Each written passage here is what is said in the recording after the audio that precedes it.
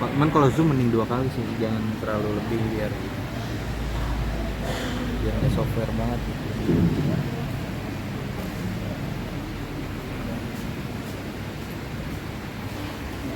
Assalamualaikum warahmatullahi wabarakatuh. Alhamdulillahirabbil alamin. Assalatu wassalamu ala asyrofil anbiya'i wal mursalin wa ala alihi wa ashabihi ajmain, amma ba'd. Terima kasih banyak buat rekan-rekan penyelenggara, terutama Kakanda Jalaludin beserta seluruh rekan yang siang hari ini menggelar diskusi yang begitu luar biasa, dan berharap memang kegiatan-kegiatan seperti ini selalu hadir di Kota Bekasi sehingga memberikan ruang kritis buat kita semua, masyarakat Kota Bekasi, yang pada akhirnya nanti akan muncul dinamika intelektual yang mendasari setiap langkah pembangunan yang ada di Kota Bekasi, yang kalau saya sebagai politisi Kota Bekasi sampai hari ini menganggap terjadi stagnasi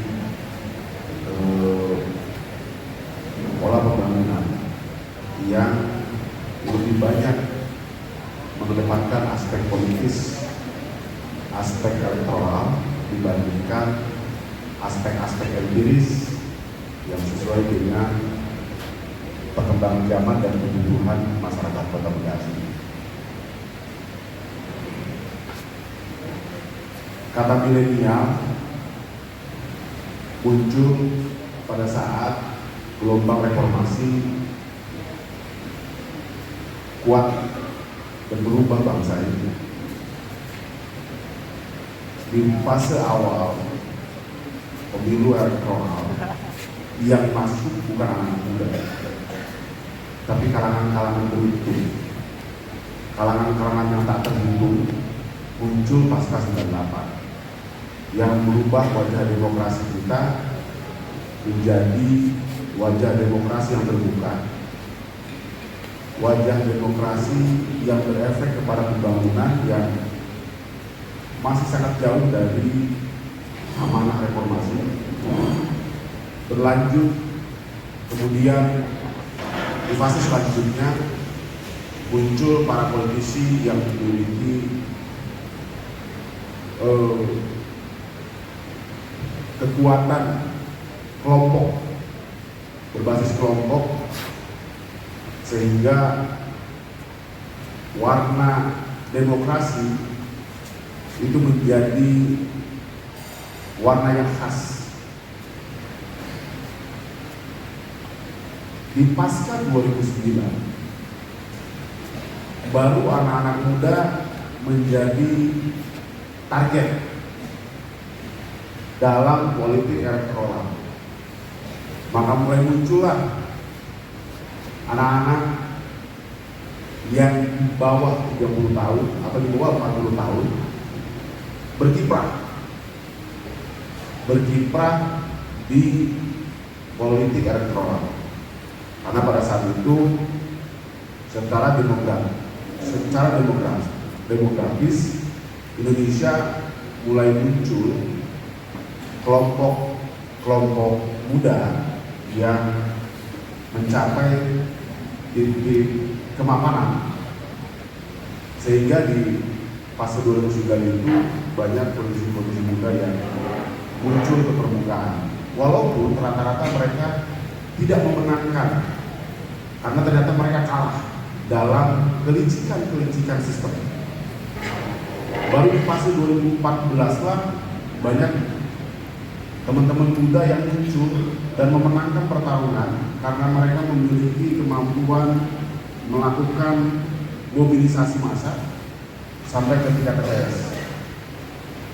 2019 hampir sebagian besar wajah-wajah perwakilan di semua tingkatan anak-anak muda muncul. Tapi di 2024 ada pesimisme yang saya lihat. Di 2024 nanti kalau anak-anak muda salah dalam melangkah, salah dalam memahami perspektif politik, maka anak-anak muda akan sangat banyak yang direkrut dan memenangkan pertarungan, tapi tidak mampu melakukan perubahan apa-apa dalam sistem demokrasi kita. Kenapa? Karena powerfulnya para penguasa partai politik, sehingga memberikan ruang yang sangat terbatas kepada anak-anak muda yang masih minim informasi dan pengalaman dinamika politik praktis, sehingga perubahannya justru malah tidak bisa secara signifikan. Kita lihat nanti pasca 2024. Pemilih pemula, pemilih muda, pemilih milenial betul besok sangat berpengaruh terhadap para kontestan. Tapi mereka yang sudah pengalaman, mereka yang sudah memahami politik praktis, sudah menyiapkan tempat-tempat khusus agar para kontestan ini nanti mencukupkan diri berkiprah hanya di beberapa titik strategis yang tidak terlalu substansial dalam sistem demokrasi kita. Nah, pernyataan-pernyataan ini saya sampaikan kenapa saya buka di sini, karena dalam perjalanan politik saya 2 periode di DPRD, dinamika itu saya alami. Kenapa saya bisa survive? Cuma satu. Saya berpijak kepada keyakinan saya dengan keterbatasan informasi dan pengetahuan saya, dengan kemauan saya untuk terus berkomunikasi lini bawah dan lini atas, dan saya meyakini kebenaran itu pasti akan ada jalan. Dinamikanya kita harus betul-betul adaptif dan tahu celah sehingga kita harus jadi pemenang. Ini mungkin trigger awal saya menyampaikan hal ini, sehingga kita semua bisa berdiskusi pada siang hari ini, melihat ada optimisme milenial, tapi ada sesuatu yang memang harus kita sadari dan yakini. Jangan sampai 2024 justru titik kemundurannya peran-peran politik anak-anak muda di pesta demokrasi dan juga sistem politik yang ada di Indonesia. Sementara itu mungkin dari saya. Terima kasih banyak. Oke, beri tepuk tangan semuanya. Jadi yang disampaikan oleh Mas Muhammad mengenai suara milenial itu sudah terjadi lama ya, sejak era reformasi, namun muncul kembali di 2009 karena balik lagi banyak anak-anak muda yang ingin perubahan, cuman selalu dihalangi oleh penguasa. Ya penguasa, karena tadi balik lagi pemuda ingin perubahan, cuman untuk melakukan suatu perubahan supportnya cukup kurang, dan juga mengenai politik praktisnya juga cukup tidak andal dan pandai gitu ya. Lalu materi kedua, mungkin Kakanda Arun bisa menjelaskan terkait untuk 2024 ini mengenai suara milenial untuk milenial, karena perspektif dari Kakanda Komarudin mengenai suara milenial untuk milenial sendiri sudah lama terjadi di era reformasi dan juga pasca puncak bencana di 2009 tadi. Apakah bisa anak muda menyuarakan suara itu sendiri untuk perubahan? Karena kita sebagai mahasiswa selalu ada nama temanya 2045 Indonesia Emas, karena di tangan Indonesia yang emas itu pasti ada sekelompok anak muda yang ingin perubahan. Tapi ingin perubahan ini selalu dihalangi oleh penguasa itu sendiri. Di perspektif Kanada seperti apa? Terima kasih.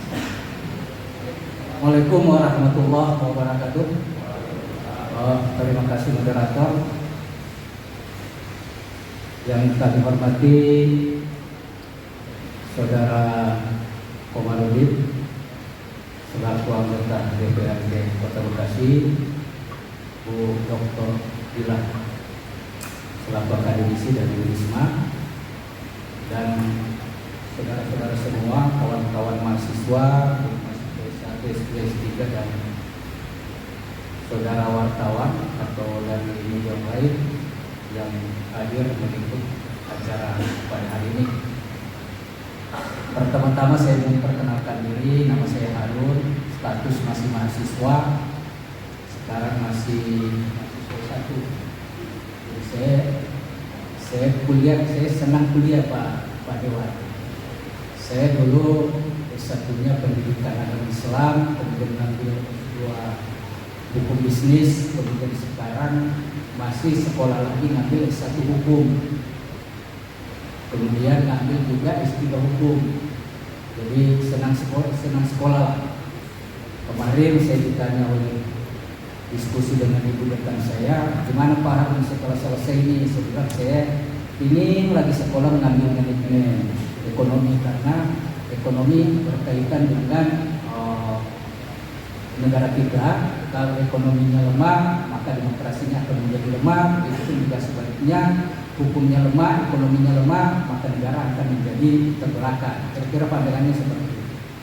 Nah, kalau tadi moderator lebih spesifik tentang posisi milenial, sebelum sampai ke situ saya akan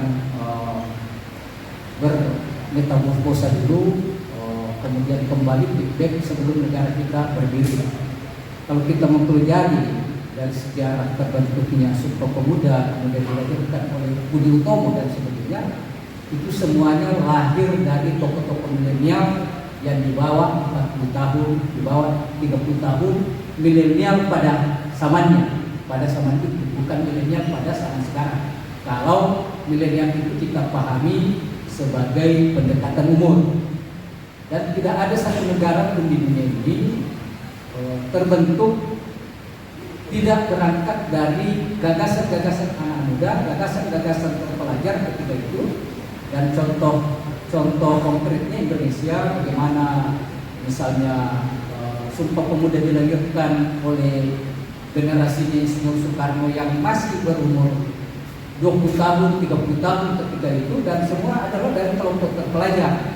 Posisinya sama dengan kita semua yang mahasiswa yang ada di forum ini. Mereka berangkat dari ide dan gagasan untuk bagaimana negara ini melawan ketertindasan pada zaman itu.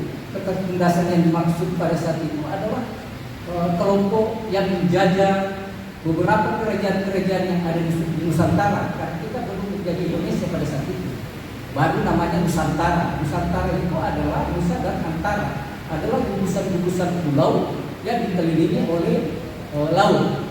Jadi seperti itu.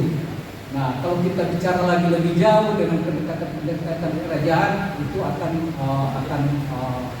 akan lebih jauh lagi dan akan ada bab tersendiri untuk itu kalau pendekatan sejarah. Nah, kembali kepada pendekatan yang tadi yang disampaikan oleh pembicara sebelum saya, itu setelah negara Indonesia merdeka, kemudian lahir Orde Lama, kemudian tumbang, kemudian bangkit lagi Orde Baru, kemudian tumbang era reformasi, dan pelaku-pelakunya adalah semua yang pembicara yang ada pada saat itu. Dan saya juga termasuk ketika itu, ketika saya kuliah S1 91 sampai 96, kemudian kita masuk reformasi 98. Jadi reformasi itu tidak berdiri sendiri, itu ada diskursus panjang, mulai dari 92, 93, 94 sampai 98, itu ada sekitar 5-6 tahun, baru pergerakan reformasi itu bisa terwujud ketika itu.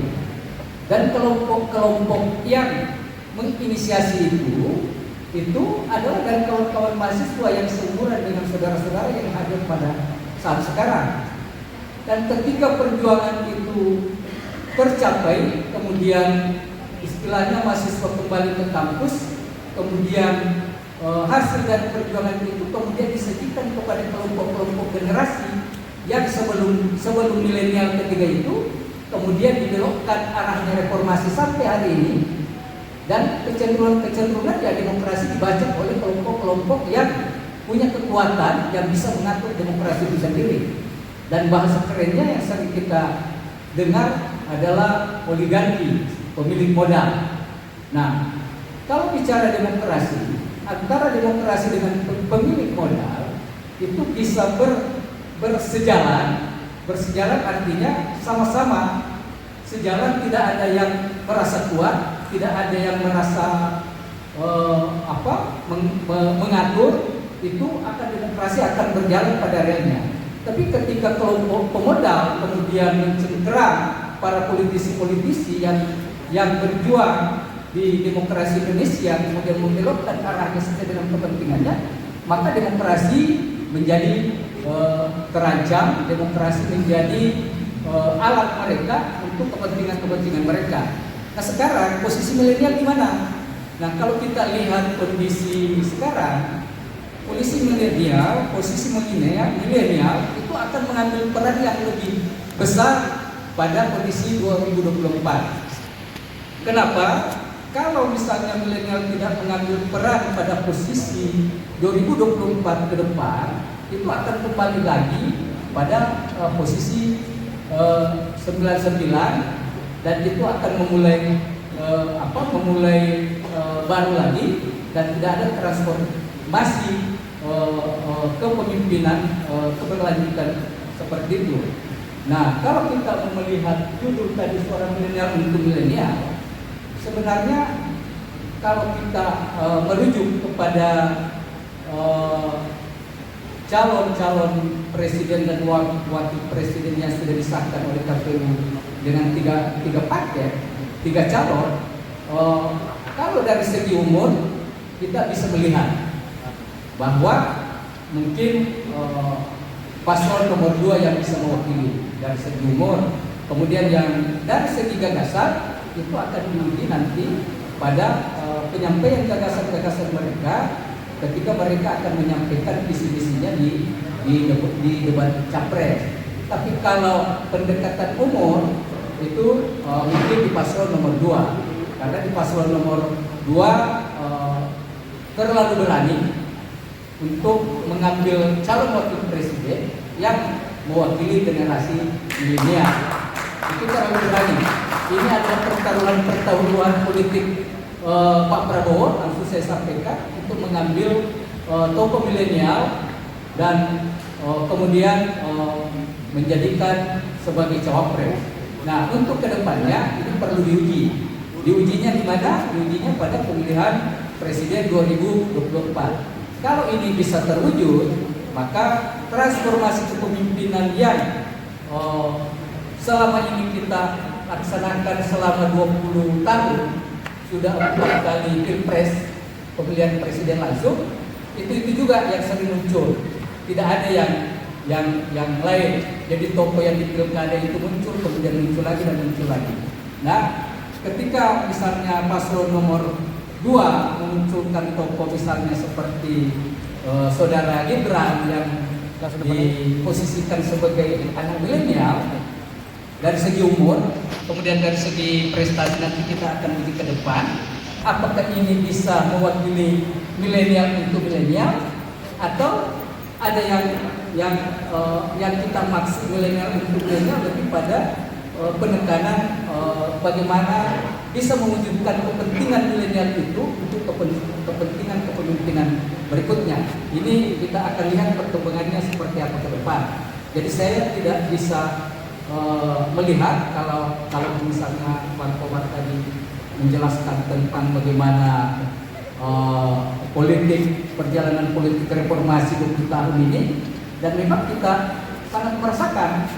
Anggaplah misalnya saya yang memang bergelut di dunia aktivis, yang lahir dari kampus kemudian aktif di lembaga kemahasiswaan, mulai intrakampus kampus. Ketika kita dihadapkan dengan model pemilihan langsung seperti ini, maka lagi-lagi kondisi yang kita alami seperti kita yang anak milenial ketika zaman itu. Saya pernah nyalek 2009 dan saya keliling di 9 kabupaten waktu itu, dan kemudian kita tidak mampu untuk mengimbangi ketika seorang tokoh tua dalam tanda petik kemudian punya segala-galanya, kemudian dia punya perangkat apa semua bisa mengkondisikan, kemudian kita terkalahkan hanya karena dari segi pembiayaan dan sebagainya. Nah, ini persoalan yang dihadapi oleh adik-adik milenial, kaum milenial, itu bagaimana bisa mentransformasi kepemimpinan ke depan. Mungkin hanya itu yang bisa saya sampaikan. Sekian dan terima kasih kembali ke moderator. Oke, luar biasa. Suara milenial yang disampaikan oleh dua pemateri yang luar biasa. Mungkin materi yang ketiga masih menyiapkan bahan-bahannya mengenai diskusi kali ini. Mungkin saya tangkap dari Kak Harun terkait suara milenial ini memang betul paslon nomor 2 itu sangat mengebuati terkait suara pelajar. Cuman balik lagi ini kan dibantu oleh suara penguasa. Nah, kita tidak bisa memungkiri ini kan. Artinya semua itu ada karena bapak, bukan ada karena milenial.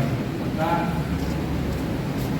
apa ya? Dia boleh dibilang hari ini mohon izin Pak Prabowo terkenal hari ini dengan bahasa yang emas, gemoy. Cuma tetap tegas dalam arti kata tegas dalam patron yang jelas juga mengenai suara milenial. Maka Budiman Sujatmiko bilang kalau ingin 2024 suara milenial itu terdengar sampai dunia, pasal 22 pilihan.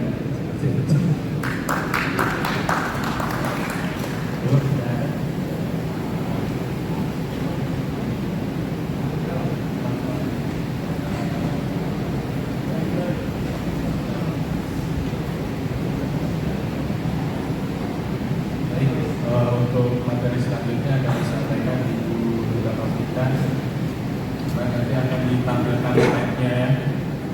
Nanti untuk operator mohon slide-nya bisa ditampilkan. Operator sudah dikirim. Yang lain Ibu silakan. Bismillahirrahmanirrahim. Assalamualaikum warahmatullahi wabarakatuh. Terima kasih panitia yang sudah menyelenggarakan kegiatan siang hari ini. Abang saya Bang Zarudin, Bang Harun, teman seperjuangan waktu jadi aktivis mahasiswa, Bang Komar yang sekarang sudah di kursi legislatif, juga adik saya Safik dan teman-temanku sekalian. Hari ini kita membicarakan tentang topik yang lagi tren ya. Kenapa tren? Karena hari ini kita sedang menghadapi tahun politik. Hari-hari terakhir ini kita menghadapi tahun politik. Kita tahu bagaimana isu terkait dengan kandidat dari generasi milenial satu yang masih cukup hangat dibicarakan sampai hari ini. Kemudian yang kedua tentang kuantitas potensi generasi milenial pada pemilu 2024. Dan yang ketiga adalah kualitas generasi milenial untuk perubahan Indonesia 2024. Kalau kita balik ke topik yang disiapkan oleh panitia, suara milenial untuk milenial, kita bisa lihat nanti 2024 apa kata yang disampaikan oleh Bang Harun itu bisa terwujud. Nah, tadi saya sedikit menangkap, maaf ya Bang Komar, sebagai teman seperjuangan, saya tidak berharap sebenarnya teman-teman di golongan generasi milenial ini punya pesimisme ya terhadap politik di Indonesia. Walaupun kita bisa tahu bahwa realitas politik hari ini memang tidak bisa dilepaskan dari kekuasaan oligarki. Siapa yang memegang kekuasaan puncak di partai politik dialah yang kemudian menentukan arah, bukan hanya arah partainya, tapi juga arah kandidat-kandidat yang akan dia tempatkan dalam posisi strategis, baik legislatif dan eksekutif.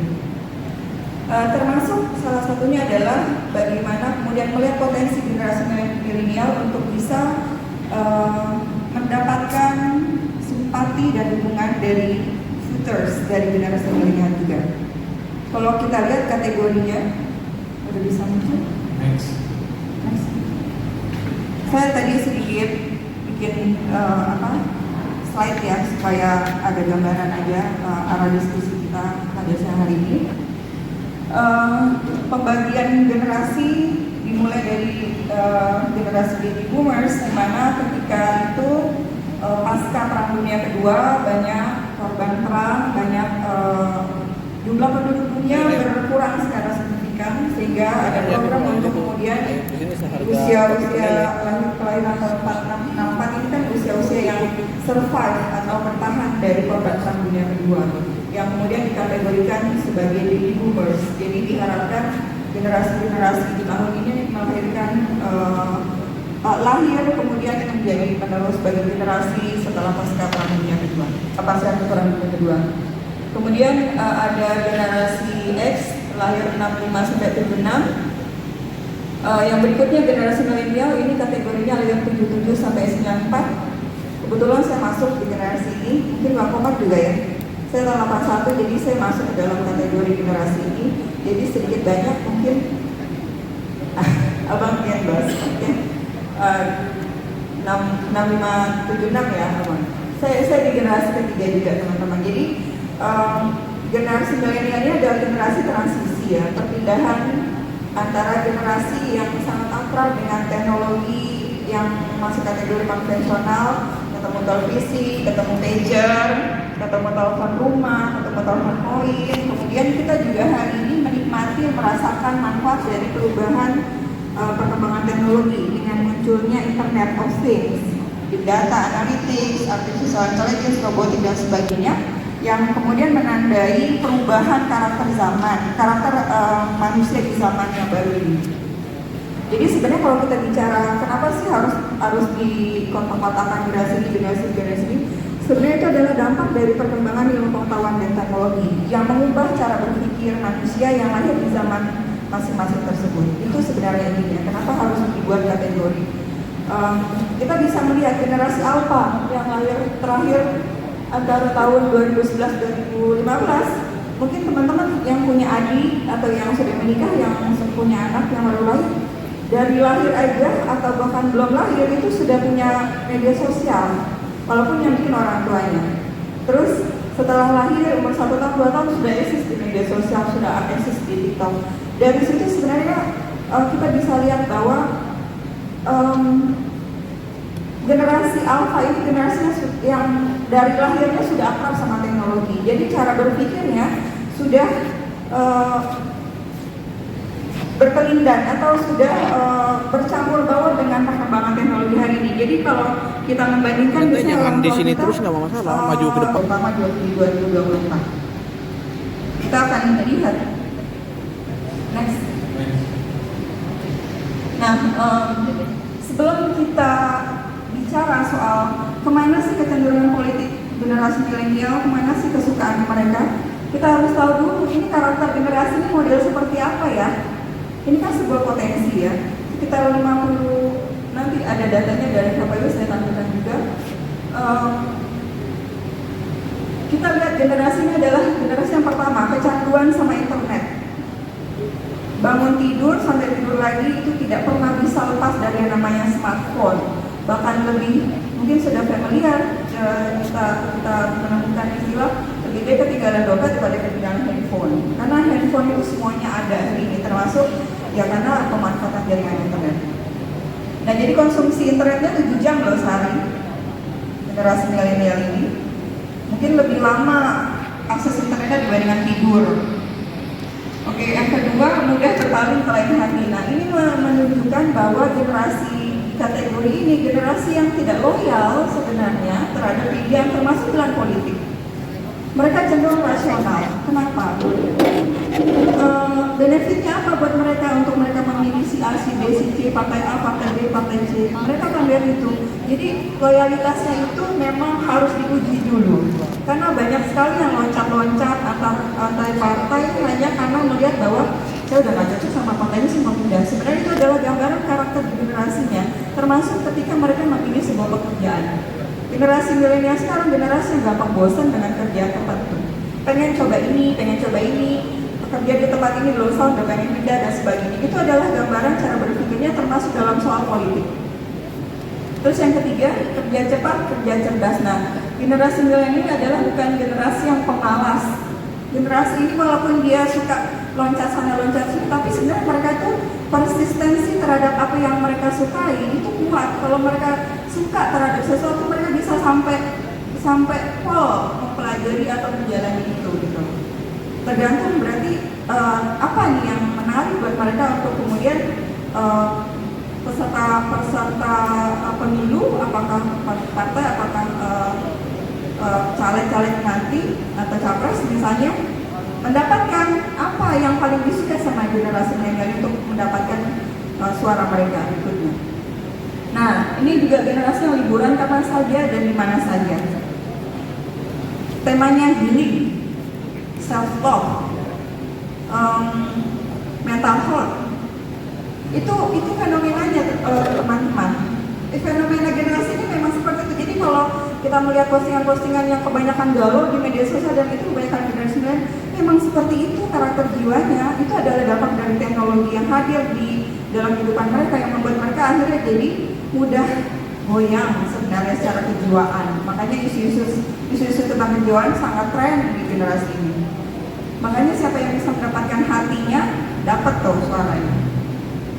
Terus generasi ini juga multitasking, dia bisa apa aja, dia sangat akrab dengan teknologi yang membuat mereka itu, kita bisa lihat ya, media sosial hari ini itu paling banyak didominasi oleh para influencer di generasi milenial, bukan di generasi generasi atau apalagi baby boomers. Dari situ kita bisa melihat mereka aktif banget dengan teknologi, suka banget belajar hal-hal baru yang berkaitan dengan teknologi, dan memang generasi yang gampang untuk ngerti tentang teknologi. Nah, berarti sasarannya untuk para peserta pemilu nanti harus tahu teknologi apa yang paling akrab digunakan oleh generasi ini untuk bisa dapetin hatinya mereka. Terus generasi ini juga dompetnya tipis, ya wajar lah ya, karena kan pasti transisi lulus kuliah, masih cari-cari kerjaan dan sebagainya.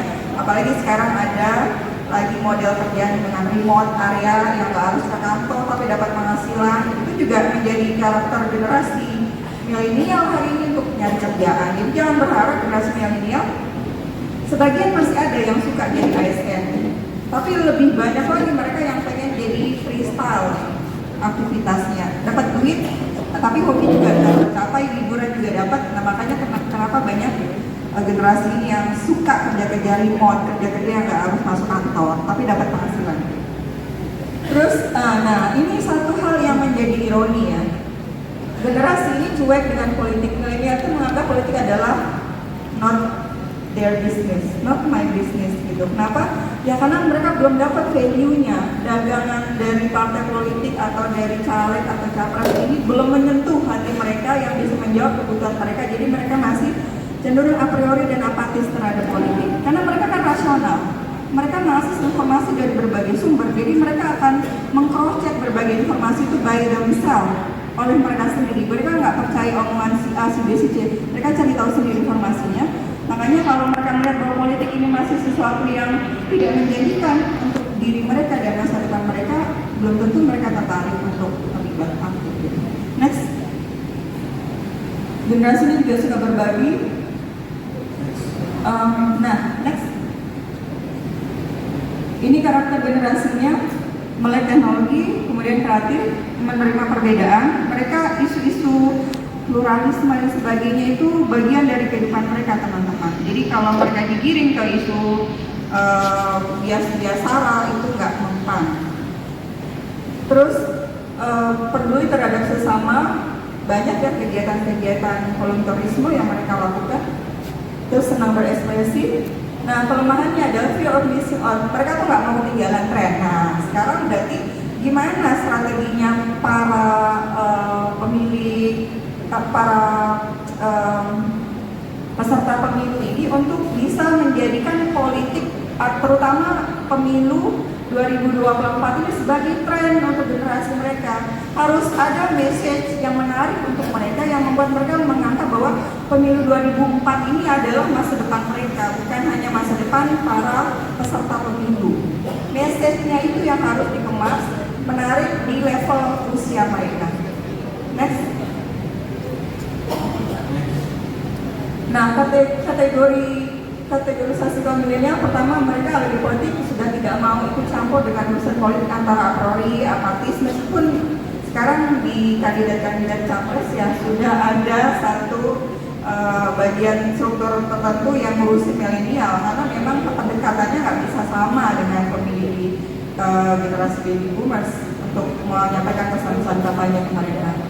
Terus mereka juga nyinyir, karakter ini kerap menyindir dan mengeluarkan komentar satir. Jadi kalau nanti pemilu 2024 banyak para influencer atau influencer baru tumbuh dari generasi kalian yang mengkritik si A, mengkritik si B, partai ini, itu hal yang sangat lumrah teman-teman, karena memang mereka terbiasa terbuka dalam berkata-kata, nggak banyak basa-basi kepentingan mereka. Next. Sebelumnya. Nah ini tahun 2024 nanti itu pemilih kita sekitar 204 juta dari 274 juta pemilih di Indonesia. Jadi angkanya besar sekali ya. Nah, kita lihat berapa persentase generasi milenial yang tadi kita bahas. Next. Ini dia. Di Gen Z ada 22,8% dari yang 200 juta tadi itu. Kemudian di generasi milenial ada 33,6%. Jadi kalau di total sekitar 56,4% pemilih muda. Maka memang sudah seharusnya strategi kampanye para peserta pemilu ini, baik partai politik, caleg maupun kandidat presiden, harus khusus nih membahas sasaran generasi ini. Karena angkanya besar banget teman-teman. Ini angka yang bisa menentukan apapun. Nah persoalannya kemudian kalaupun mereka mulai politik, apakah mereka kemudian mau datang ke TPS? Pertanyaan saya kemudian, saya beberapa kali minta teman-teman masukan untuk riset tentang persiapan 2024 dan bagaimana pandangan mereka. Banyak loh yang nggak tahu kalau pemilu itu 14 Februari 2024. Kalau saya tanya, hari Valentine kapan teman-teman? Langsung ingat tuh, 14 Februari. Pemilu kapan? Jawabannya kayak gitu. Jadi mereka itu belum tahu, belum banyak yang tahu bahwa hari Valentine adalah hari pemilu. Maka itu yang harus terus dikampanyekan, karena bagaimana mereka mau memberikan hak suaranya kalau mereka sendiri nggak tahu hari hanya gitu. Jadi saya selalu kasih clue, ingat ya, hari Valentine adalah hari ketika kalian harus menggunakan hak suara, hak politik kalian. Oke. Next. Oke. Sementara sudah. Nah, sebenarnya ada beberapa yang jadi yang diinginkan sama generasi milenial itu sebenarnya apa saja. Nah, kita lihat teman-teman sedikit lagi nih.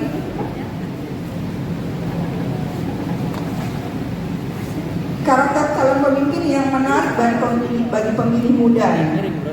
Ini menurut survei, jujur dan tidak korupsi. Ini angkanya 31,8%. Ini udah direkam. Lagi nggak? Jadi rekam jejak itu penting buat mereka. Kalau teman-teman para caleg, para capres ini pengen dapat suara mereka, buka diri kalian selebar-lebarnya tentang rekam jejak apa saja yang sudah dilakukan. Kalau Bang Komar kan sudah 2 periode ya, pasti sudah banyak yang dilakukan sama Bang Komar. Itu harus dibunyiin di media sosial. Kalau nggak dibunyiin mereka nggak tahu.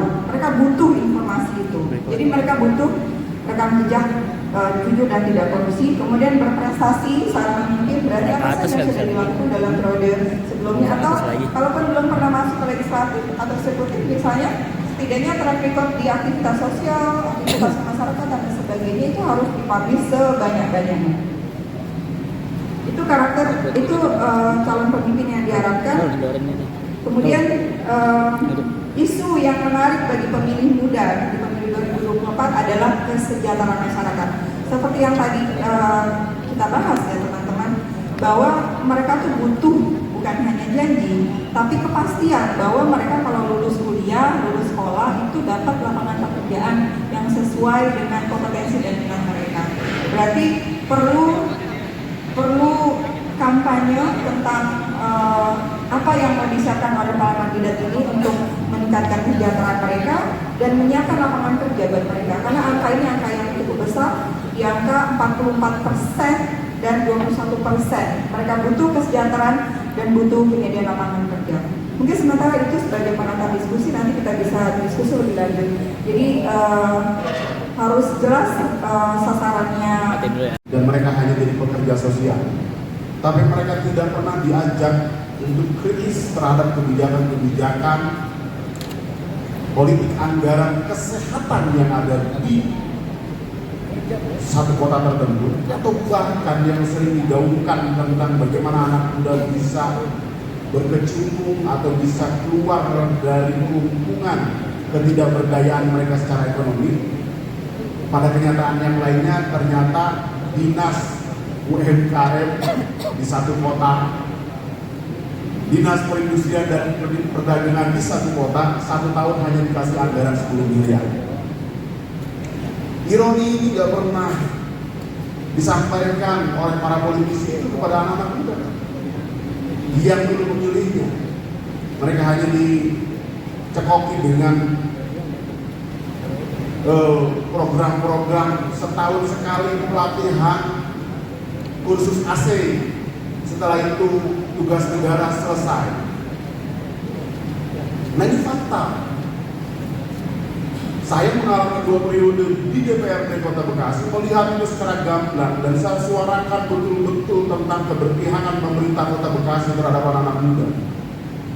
Bagaimana 2018 ketika orang mendistorsi saya, ide saya untuk membuat lapangan sepak bola yang layak standar nasional di Kota Bekasi, kelompok oligarki itu sampai ke titik bawah mendistorsi. Gak mungkin jadi, mana ada bikin stadion sepak bola di Kota Bekasi, apalagi ini levelnya level kelurahan. Dari dulu juga anggota DPRD gak ada yang mampu. Saya bilang saya mampu, dan ternyata terbukti. Untuk anak orang tetangga saya aja bilang begitu, ada distorsi oligarki. Tapi ketika itu sudah terbukti, apa yang terjadi? Bahkan saya pun tidak boleh menyentuh pengelolaan, menyentuh siapa-siapa saja orang yang merawat itu lapangan sepak bola. Orang bicara tentang UMKM, kita sering bikin seminar. Ketika saya tanya di DPRD, berapa anggaran dinas UMKM sekarang? Ternyata cuma 20 miliar. Padahal APBD kita 6 triliun. Anomali luar biasa, dan anak-anak muda benar-benar dibikin jauh. Ketika saya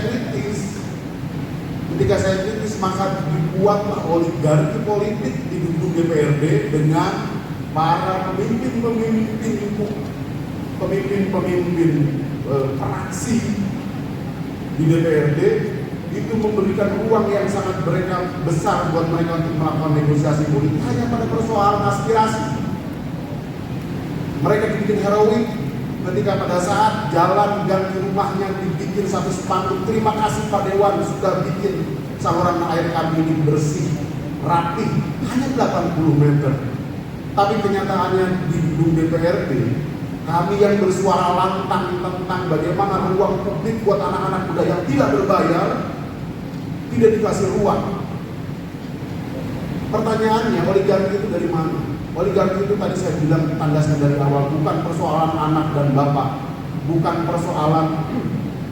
persoalan turunan, bukan persoalan siapa bin siapa, tapi ada kelompok besar yang menghendaki kekuasaan mereka itu tetap berlangsung. Apakah pernah ada sekarang bicara para politisi atau orang-orang yang sudah berkuasa bicara tentang birokrasi? Lihat coba analisis kritis teman-teman ketika ada politisi yang bilang saya akan memenangkan pertarungan, tapi mereka nggak pernah bilang saya akan takutkan para birokrat yang hari ini mereka sedang senang-senang tidak ikut dalam pola kontestasi pemilu. Ini kan sebenarnya jelas oligarki kita ini legitimasinya ada di birokrasi. Birokrasi sampai kapanpun akan tetap menumpuk dan memilih siapa orang-orang terpilih. Analisis anak muda harus sampai di sini. Anak-anak muda harus mampu kritis siapa kepala dinas yang tidak berpihak pada anak muda, sehingga politisi itu tidak juga terkungkung hanya pada persoalan ada politisi yang lainnya yang menjegal kebijakan yang ada di daerah. Saya suka ada beberapa anak muda yang hari ini juga mulai bicara tentang PJ wali kota yang kurang tepat sasaran dalam membentuk kebijakan. Walaupun pasti muda. Kenapa? Loh, saya PJ nggak dipilih. Paling juga nanti kalau misalnya ada masih tidak percaya ke Kemendagri. Artinya kalau misalkan ada ruang Kemendagri, bukan lagi DPRD, Kemendagri. Kalau memang PJ wali kota ini tidak perform dalam memimpin, kan substansinya sebenarnya itu. kita sehebat apapun memilih anak-anak muda ketika sampai di gedung DPRD, gedung provinsi, gedung DPR, ketika berhadapan dengan oligarki yang begitu kuat,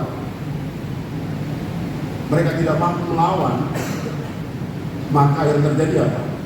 Tetap anak-anak muda menjadi terbelakang, anak-anak muda disibukkan dengan tadi persoalan-persoalan yang dekat dengan dirinya, bahkan mungkin dimabukkan dengan konten-konten kreator yang makin asal-asalan, tidak berbobot.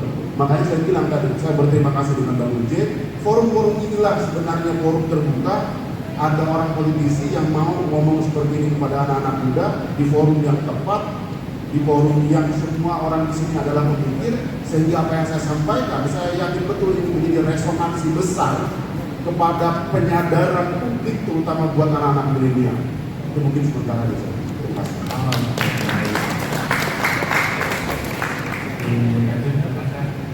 Singkat, padat, jelas, agar waktu untuk berjalan. Terima kasih moderator. Tadi Bang Komar sudah menjelaskan lebih banyak kegiatan. Kalau saya sih sederhana saja melihat beliau bagaimana cara dan strategi dan taktik untuk melibatkan mereka. Sejak 2004, 2009, 2014, 2019, semua cara para caleg yang dilakukan untuk menggait pemilih milenial itu lebih pada kegiatan yang sifatnya sporadis, jadi tidak terstruktur. Misalnya Bang Komar jelaskan anak muda suka bola, kemudian kita siapkan bola. Kemudian anak muda suka bisnis, kita siapkan pelatihan yang terakhir seperti tadi itu. Tapi itu hanya sporadis, tidak tersistem, kemudian ada follow-up-nya, kemudian ini betul-betul melahirkan nanti 10 tahun ke depan betul-betul menjadi usaha yang hebat kalau dia berangkat dari bisnis UMKM terus seperti itu. Nah sampai hari ini pun dari sekian banyak partai tidak ada satu partai yang bisa menjelaskan seperti apa program yang lebih menyentuh kepada milenial. Anggaplah misalnya yang diklaim partai anak muda dan dengan sistem grow and seize misalnya, PSI misalnya, juga tidak jauh beda juga dengan partai-partai yang berpengalaman, kalau misalnya Golkar, kalau misalnya PDIP, hampir sama juga dengan pendekatan yang dilakukan untuk menggait milenial. Jadi tidak ada satupun yang berbeda dari cara. Kalau misalnya saya, karena saya ditanya, kemudian saya berkecimpung di Partai Gerindra, kemudian saya 1 tahun terakhir ini kemudian dia di Bapilu Badan Pemenangan Pemilu Partai Gerindra di pusat, kemudian saya ditugaskan untuk itu, memang agak susah klasifikasi bahwa pendekatan yang lebih cocok untuk milenial seperti A, B, C, dan seterusnya. Saya lebih cenderung mereka kita libatkan dalam aktivitas partai. Seperti tugas saya, bagaimana partai ini sampai ke bawah, sampai ke desa, sampai ke ranting, mereka terlibat. Kalau dia tidak dilibatkan, maka pada saat itu pun juga tidak akan pernah merasakan bagaimana terjun di partai politik, walaupun di level ranting, walaupun di level pengurusan cabang di tingkat kecamatan. Nah kalau itu tidak dilibatkan, ya lagi-lagi akan sama. Berganti 5 tahun, berganti 5 tahun juga akan seperti itu. Makanya saya di Kabupaten Bekasi, karena saya ditugaskan di Kabupaten Bekasi, semua infrastruktur partai sampai ke level bawah itu libatkan yang anak muda, karena mereka paham tentang apa yang akan dikerjakan di wilayahnya masing-masing. Misalnya Pak Komar di tingkat TPS, kalau di Gerindra itu kita punya aplikasi, semua peserta, semua koordinator TPS itu berbasis di TPS. Tidak boleh misalnya di TPS A, kemudian kita ngambil koordinator TPS saksinya dari sebelah. Jadi harus terfokus di situ, memang betul-betul melibatkan di situ. Kemudian di tingkat itu mereka bisa membina berapa orang, berapa kakak dan sebagainya. Itu pendekatan kita lakukan. Tapi ini kan lagi-lagi memang berproses dan kemudian memang akan kelihatan anak-anak muda yang muncul sebagai tokoh, sebagai leader di kecamatan situ. Dan biasanya itu pun juga bicara yang oligarki kecil, penguasa-penguasa di kecamatan yang anaknya muncul kemudian menjadi caleg, dia pemilik modal di kecamatan itu. Jadi memang agak susah kita menjustifikasi satu program kemudian kita ini. Jadi memang agak beda karakter pendekatannya. Tapi apapun itu, sebagai partai politik, sebagai praktisi politik itu semua akan dilakukan. Dan lagi-lagi ketika kita misalnya ada program begini ya, sebagai pendatang yang berlatar belakang aktivis akan terkendala dengan biasanya biaya politik yang mahal dan sebagainya. Bahkan ketika kita sampai ke bawah, saya beberapa kali keliling, Pak Koman juga keliling, kemudian kita sudah dialog dan sebagainya, kemudian kita disodorkan berbagai macam program, dan itu program berbasis biaya.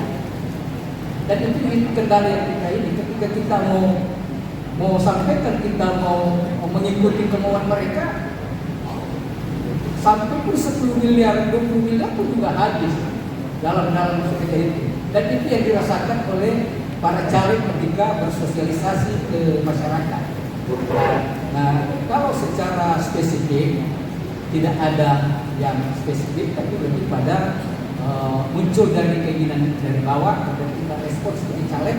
Apakah ini nanti kemudian berpengaruh terhadap pencalekan kita sebagai politisi atau tidak?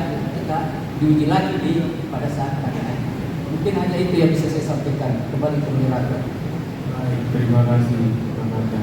Nah, untuk teman-teman, jadi sampai dialog kita harus satu arah, dua arah, tiga arah. Maka bagi peserta yang ingin menanyakan, saya berikan 3 aja. Siapa yang ingin bertanya untuk kepada pemateri hari ini? Kalau ada di tangan, ada yang ingin menanyakan? Siapa? Bang Sukman.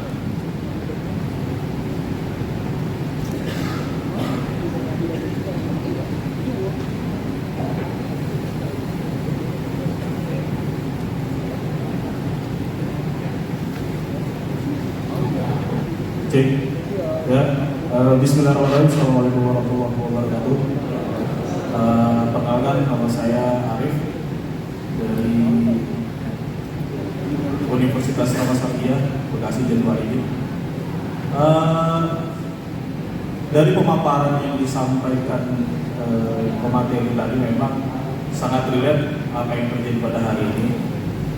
Bahkan waktu tahun 2019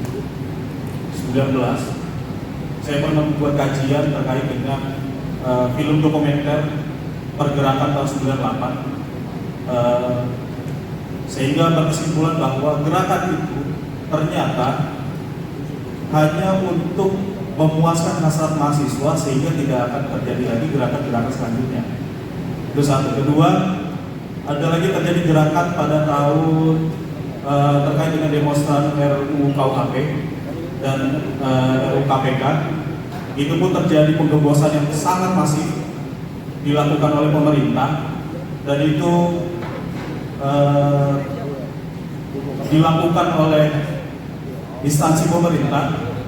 Bahkan gerakan-gerakan yang dilakukan oleh para BEM pada saat itu di setiap kampus itu diberikan nominal yang sangat besar, bahkan diberikan suatu kegiatan, bikin kegiatan misalkan kayak modelnya seperti ini, seminar dan lain sebagainya dengan anggaran misalkan 100 juta, dan itu langsung di-ACC pada hari itu.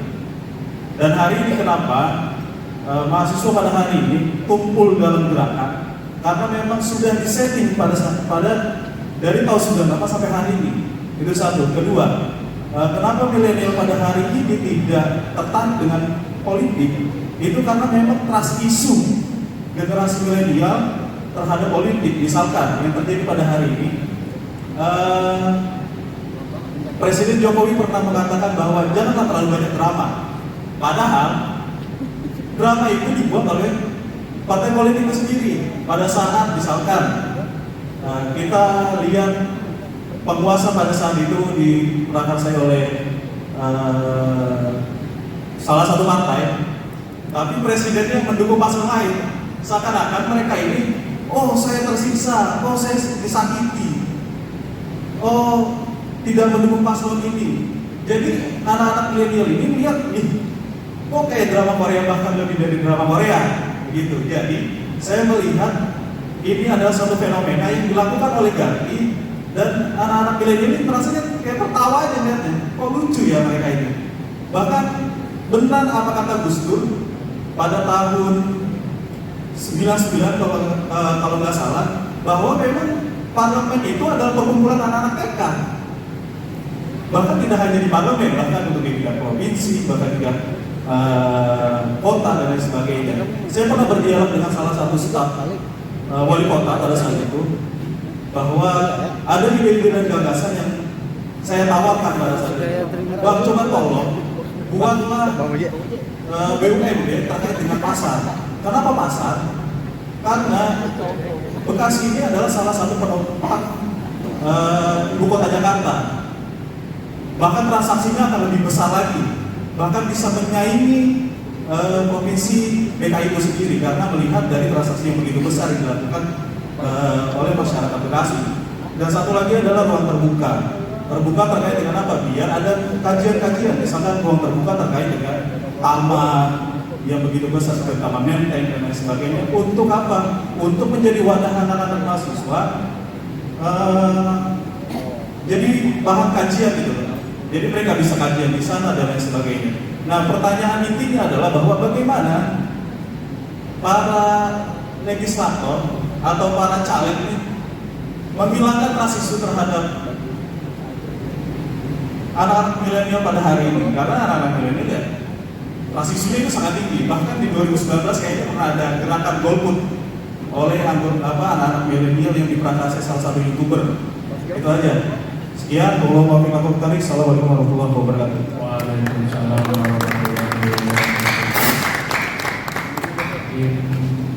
Didahului oleh Ibu bisa menjawab pertanyaan tersebut untuk menghilangkan rasa isu terhadap anak muda. Karena tadi Ibu bahas ada rasa isu di materinya. Gimana sih untuk menghilangkan rasa isu? Karena Forum Komunikasi Mahasiswa Bekasi ini mengusulkan bahwasanya pemilu yang menggembirakan 2024, pemilu yang menyenangkan.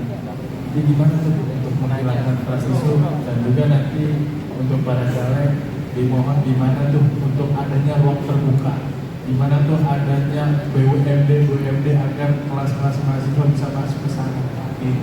Silakan dari Ibu. Terima kasih. Pertanyaan kayaknya lebih pas ke Pak Caleg ya Bang ya. Tapi nggak apa-apa. Saya mencoba lihat dari perspektif kampus ya. Yang pertama mungkin saya mencoba untuk merespon dari yang disampaikan sama Bang Komar. Kita tidak boleh pesimis terhadap politik di tempat kita sendiri ataupun di Indonesia secara umum. Kenapa? Karena kita sendiri, kalau kita melihat politik sebagai mission sacred, misi suci, memang di situ perubahan-perubahan penting terjadi gitu loh. Termasuk kita sebagai sebuah bangsa mau kemana sih? Nah, tahun 2018 saya ada riset terkait dengan waktu itu strategi KPU untuk meningkatkan partisipasi generasi milenial di tahun 2024 atau 2019 kemarin, dan saya menemukan satu hal. Yang pertama adalah ternyata generasi milenial ini memang tadi dibilang sama Bang Harun, mereka tidak di-treatment secara khusus gitu loh. Mereka dianggap hanya sebagai pemberi suara, tapi tidak diperlakukan dari awalnya, tidak dirawat. Pada saat tadi Bang Komar bilang sudah terpilih, kemudian tidak dibina menjadi kelompok-kelompok loyal dan suka dengan politik.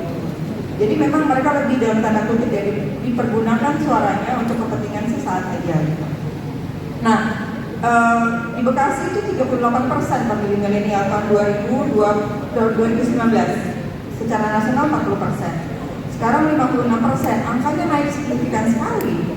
Kalau secara nasional berarti angkanya naik 16% ya, dan itu luar biasa. Kalau menurut saya untuk dapat 1% aja sudah sulit gitu loh. Tapi angka 16% yang naik ini dengan 56% tadi itu Satu hal mungkin ya, kalau saya mau respon Bang Komar, Bang Komar itu nggak sendirian sebenarnya. Orang-orang idealis dari generasi milenial seperti Bang Komar, saya rasa juga banyak. Tapi mungkin tidak semuanya di partai politik atau di legislatif gitu.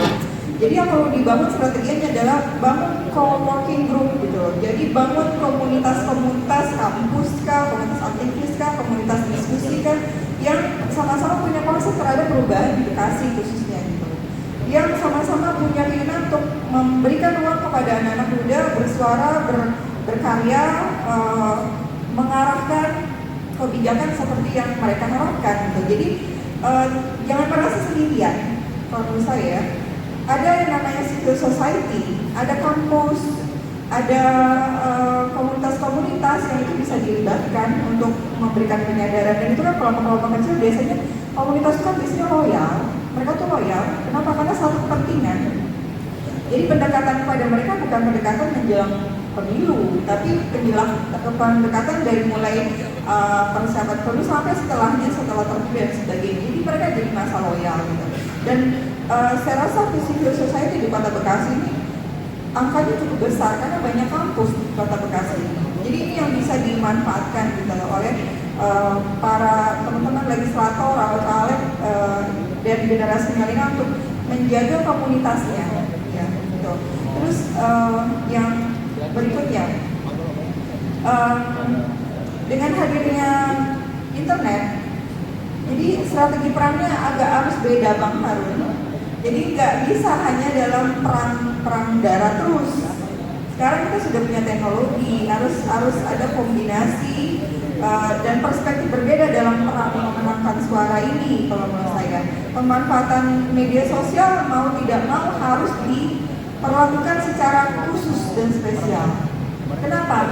Karena 59% akses informasi generasi milenial itu dari media sosial. Ya 59% itu angka yang luar biasa besar. Televisi itu hanya sekitar 30% yang masih diakses sama generasi milenial. 59% berarti semua media sosial harus dipunyai oleh para caleg, itu satu. Atau semua partai politik harus punya semua media sosial. Media sosial apa sekarang yang nomor satu? Instagram, kemudian Facebook masih nomor 2, yang ketiga TikTok. Nah, tiga ini setidaknya sama berikutnya adalah Twitter. Di 4 ini harus dipunyai sama semua partai politik, sama penyelenggara pemilu, sama para caleg-caleg atau capres. Dan ini harus ada orang yang menangani khusus. Karena yang tadi dibilang sama Bang Harun, anak milenial ini tidak bisa hanya dikasih tugas kerjain, nggak bisa. Mereka punya ide yang genuine sendiri, yang sesuai seperti yang ini nih yang bagusnya. Mereka tidak bisa lagi, kamu lakuin ini ya, ini enggak. Saya punya ide gini bagusnya gitu. Rata-rata seperti itu. Jadi untuk memenangkan suara mereka harus sesuai dengan frekuensi cara berpikir mereka. Nggak bisa cara berpikir baby boomers turunkan ke generasi ini untuk mendapatkan simpati dari generasi ini, nggak bisa. Harus memang generasi mereka yang meng-create idenya, yang meng-create kampanyenya, yang meng-create kemasan pesannya untuk menarik atensi mereka. Itu ya. Jadi kalau menurut saya pemanfaatan teknologi itu sudah harus dipertimbangkan secara signifikan, bukan lagi hanya yang penting ada gitu. Ya mungkin kalian punya medsos, yang penting partai punya medsos, yang penting capres enggak. Semua harus di-manage secara profesional seperti perusahaan memanage media sosial mereka.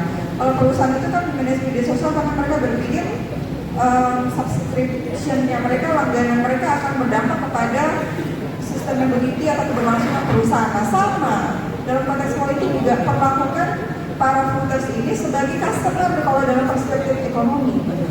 Jadi maintenance mereka seperti apa yang mereka inginkan, bukan apa yang menurut kita bagus buat mereka. Itu pendekatannya sudah harus di-switch, diubah gitu. Kalau memang kita memenangkan simpati, dukungan, dan trust dari mereka. Jadi nggak bisa mereka disuruh mengajar sesuatu, tapi kasih ruang, kasih kesempatan, biarkan mereka keluarkan idenya, dan dari ide itu mereka kan bisa membaca ya kesukaan peer group-nya sesama seusianya. Anak teman saya itu sukanya apa dan sebagainya. Dari situ mereka susun programnya dan sebagainya untuk menarik yang pertama harus menarik, yang ditarik pertama adalah memang trust-nya dulu, percaya dulu bahwa politik itu bisa memperbaiki. Kita lihat banyak riwayat perjalanan sejarah bangsa ini dan dunia itu tidak bisa terlepas dari peran anak muda. Nah, kasih apa ya, tumbuhkan misi patriotisme itu ke dalam diri mereka, bahwa mereka itu sebagai pejuang keberlangsungan bangsa ke depan gitu, bukan hanya sebagai orang yang membutuhkan suaranya, bukan, mereka yang menentukan arah bangsa ini, termasuk idenya, bukan cuma suaranya. Makanya kalau setiap pemilu dibilang bahwa ini suaranya besar, peluang untuk memenangkan besar dari kelompok ini, iya, tapi jangan lihat mereka hanya sebagai objek terus menerus dong. Mereka harus dikasih ruang untuk menjadi subjek. Mau apa mereka? Mau seperti apa ya mereka menyusun dan mengarahkan bangsa ini ke depan melalui program-program yang dikampanyekan oleh para caleg dan sebagainya. Makanya memang saya melihat kalau caleg atau partai politik sudah punya satu bagian khusus yang mengurusi milenial itu sudah bagus, dan sudah punya perspektif untuk menjadikan milenial sebagai subjek, bukan hanya objek. Terima kasih. Atas pertanyaan Mas Alif, akhirnya silakan menjawab. Silakan. Pertanyaannya luar biasa. Atas isu dari Jawa, pengembangan tadi ada aman, berjuta anak muda. Terima kasih moderator. Tadi pertanyaan dari Adinda yang berkaitan dengan pemanfaatan ruang terbuka. Kalau kita menuju kepada aturan, memang negara ini, Indonesia ini sudah banyak aturan. Cuma pelaksanaan aturan itu yang terkadang tidak dilaksanakan karena kepentingan-kepentingan yang masuk dalam pelaksanaan aturan itu. Saya sudah 2 periode di DPR RI sebagai tenaga ahli dan bergelut di pembahasan rancangan undang-undang mulai dari DIN dan sebagainya. Ketika undang-undang itu tidak menjadi aktual pada saat itu, maka itu tidak akan menjadi pembahasan selanjutnya, akan dibahas di masa sidang berikutnya, 1 tahun, 2 tahun, 3 tahun sampai berganti periode kepresidenan. Nah itulah yang terkadang terkendala dengan sistem demokrasi kita yang disampaikan tadi Pak Kohar. Sepanjang itu kepentingannya itu ketemu dan itu menguntungkan kedua pihak dalam tanda petik, keuntungan oligarki dalam hal bisnis dan keuntungan pemerintah dalam hal kepentingan rakyat. Ketika dua kepentingan itu bertemu, maka biasanya kebijakan akan lahir dalam bentuk undang-undang. Tapi dalam proses dan praktiknya terkadang itu tidak sesuai dengan apa yang kita inginkan.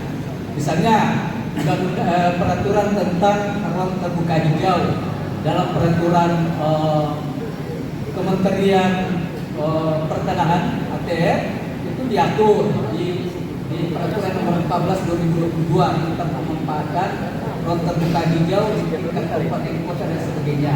Itu sudah diatur. Sekarang ketika ini mau dimanfaatkan, anggaran dari pusat turun ke kabupaten dalam bentuk dana alokasi khusus dan dana alokasi umum, kemudian anggaran itu dibahas di tingkat dewan kabupaten, kota dan provinsi, kemudian di situ akan terjadi tarik menarik kepentingan antara dinas A, dinas B dan dinas C. Ketika itu terjadi kepentingan, ada yang harus dikurangi, pemanfaatan ruang terbuka belakangan, yang harus digenjot infrastruktur. Biasa seperti itu. Nah, ketika misalnya janji politik caleg atau kemudian menjadi dewan, itu akan dikaji oleh konstitusinya, janjinya itu ini akan diperlukan ini. Ketika dia duduk kemudian membahas anggaran yang ada di DPR, itu terkendalanya di situ, seperti itu. Dan selalu mengatakan bahwa anggaran kurang, anggaran termakan, selalu seperti itu. Memang kita sebagai caleg memang harus melihat seperti itu. Ketika kita pilih jadi anggota dewan, yang mana prioritas? Seperti Pak Komar sudah dipanggil prioritas misalnya lapangan sepak bola, dia genjot karena ini kemanfaatan untuk rakyat, untuk masyarakat besar.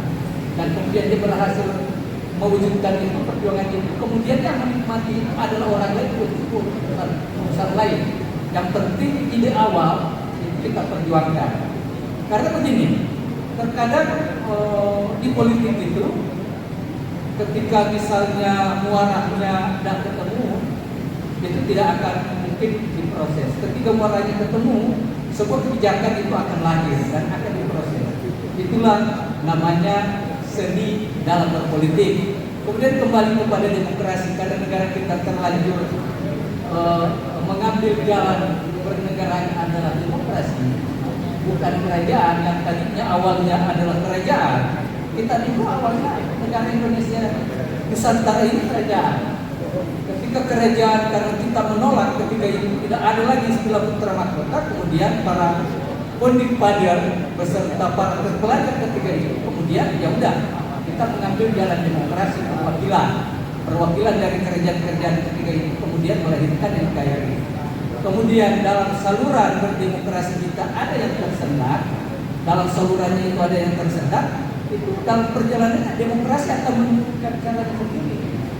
Apakah itu dihalangi oleh oligarki dan sebagainya, kepentingan yang mencengkeram itu, nanti demokrasi akan jalan dengan jalurnya sendiri. Misalnya bagaimana kuatnya Orde Baru ketika itu dengan dominasi si ABRI, mencengkeram Orde Baru, kemudian demokrasi menemukan jalannya bahwa ini harus diakhiri. Apakah ke depan dengan sistem pemilihan umum seperti ini kemudian akan bertahan dengan semestinya? Kita tidak akan pernah tahu ke depannya. Apakah kita akan mencaplok atau mencontoh model demokrasi Amerika, atau kita tetap bertahan seperti ini kemudian memperbaiki saluran-saluran demokrasi yang ada yang dianggap menghalangi, seperti misalnya terlalu dominannya kepentingan itu kemudian bisa melahirkan undang-undang yang bisa mengatur seperti itu, batasannya sampai di mana? Karena membangun negara ini kayak ini berdasarkan undang-undang, berdasarkan itulah. Mungkin hanya itu penjelasan saya kembali ke moderator. Baik, terima kasih. Mungkin ini jawaban terakhir dari pertanyaan Bang Arif juga oleh Kang Anda Komarudin, mungkin singkat jelas padat mengenai dari pertanyaan tersebut. Baik, Bang Arif dan kawan-kawan semua, termasuk Ibu juga, kenapa saya sampaikan tadi begitu gamblang? Mungkin dari perspektif lintas itu sangat pesimistik. Padahal ini saya buka ruang terbuka buat semua publik. Keadaan existing hari ini begitu. Buat para calon, jadi mawas diri dari awal. Berarti bukan cuma menang, tapi harus siap bertarung kalau sudah menang. Dan harus jadi pemberani, karena pemberani itu dia tidak akan pernah kalah dengan kekuatan apapun. Untuk yang gak nyalon, ini jadi uji kompetensi. Kalau ketemu sama calon, gampang. Tadi aja apa yang saya sampaikan, kenyataan-kenyataan atau realitas politik, realitas birokrasi hari ini, coba aja uji ke mereka. Mereka mampu jawab, pilih mereka. Mereka nggak mampu jawab, tinggalkan mereka. Itu kan clear. Saya makanya berterima kasih ke Bang Uce, ruang publik ini saya manfaatkan betul untuk membuka segamblang-gamblangnya kepada kaum milenial, kepada kita semua, untuk bukan hanya sebagai domba-domba politik yang digiring kemanapun kita siap dan akhirnya kita masuk ke ruang penjagalan, tapi kita harus jadi orang-orang atau manusia-manusia bebas yang mampu dan tahu realitas bahwasannya hari ini kita berdemokrasi. Realitasnya adalah kita harus memenangkan kontestasi politik. Kenapa? Karena untuk pemenangan sesuatu, kalau kata Sun Tzu, ya kita harus paham medan dan kita harus tahu lawan. Nah, maka apa yang saya sampaikan ini adalah medan dan lawan politik hari ini dan harus dimenangkan di 2024 oleh para kaum milenial siapapun itu. Mau dari partai manapun, buat kami demokrasi itu tidak akan pernah keluar dari 50% plus 1. Besok harus menang para politisi yang berasal dari kaum milenial yang jumlahnya lebih dari 50% plus 1, sehingga kita akan nanti menguasai sistem-sistem politik yang ada di kita, dan lawan kita adalah birokrat. Birokrat harus kita kalahkan dengan kebijakan-kebijakan yang berpihak kepada rakyat. Selanjutnya, yang perlu kita pahami dan sadari, mobil tua itu hanya yang kita lihat, tapi politisi sejatinya mereka adalah makhluk adaptif. Hati-hati dengan mereka yang mampu mengadaptasi semua tren yang berkembang hari ini. Buat kami, anak-anak muda yang sedang berkecimpung dalam politik membutuhkan kawan-kawan baru, membutuhkan kawan-kawan yang bisa memenangkan kontestasi politik dengan kepala yang berisi. Apa? Karena di dalam itu ternyata banyak sekali para politisi yang ternyata tidak empiric thinking. Undang-undang kita dibuat harus berlandaskan empiric thinking, bukan politik thinking. Sehingga kita punya harapan besar ke depan kalau anak-anak muda memiliki empiric thinking, memiliki kemawasan diri bahwa sedang bertarung dengan banyak kelompok yang berkepentingan juga, sehingga mereka bisa menang. Dan pada saat nanti mereka jadi, mereka tidak menjadi kelompok-kelompok tumbang, tapi menjadi kelompok-kelompok yang mampu melakukan perubahan. Dan 2045 itu bisa nyata adanya Indonesia betul-betul mencapai kejayaannya, didasari oleh anak-anak muda yang hari ini 2024 lebih dari 50% plus 1 memenangkan pertarungan kontestasi politik. Itu mungkin dari saya. Terima kasih. Terima kasih atas pertanyaan. Mungkin sebagai moderator saya tutup pertanyaan karena terkait waktu juga. Kita akan sesi foto bersama dan juga ingin membagikan lanjut dari kami terkait ini dari Bekasi untuk Indonesia.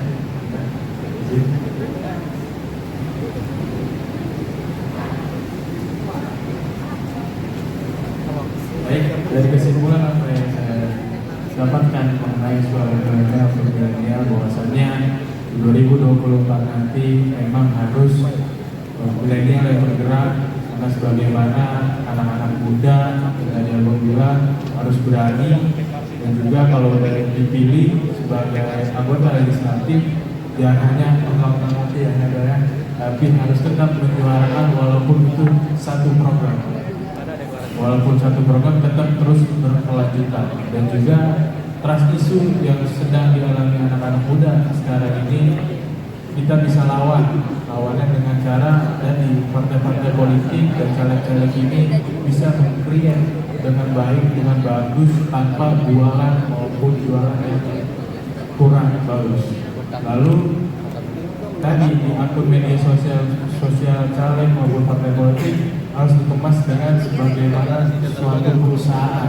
Nah, balik lagi, perusahaan mungkin mengambil cuan, cuman caleg maupun pemangku kebijakan ini mengambil suara, tapi suara itu harus bisa disampaikan juga sampai ke masyarakat yang ada di bawah. Mungkin itu saja yang bisa saya sampaikan dengan kesimpulan mengenai suara milenial untuk milenial dalam regenerasi kepemimpinan nasional dalam perspektif generasi milenial. Sekian dari saya. Assalamualaikum warahmatullahi wabarakatuh. Foto dulu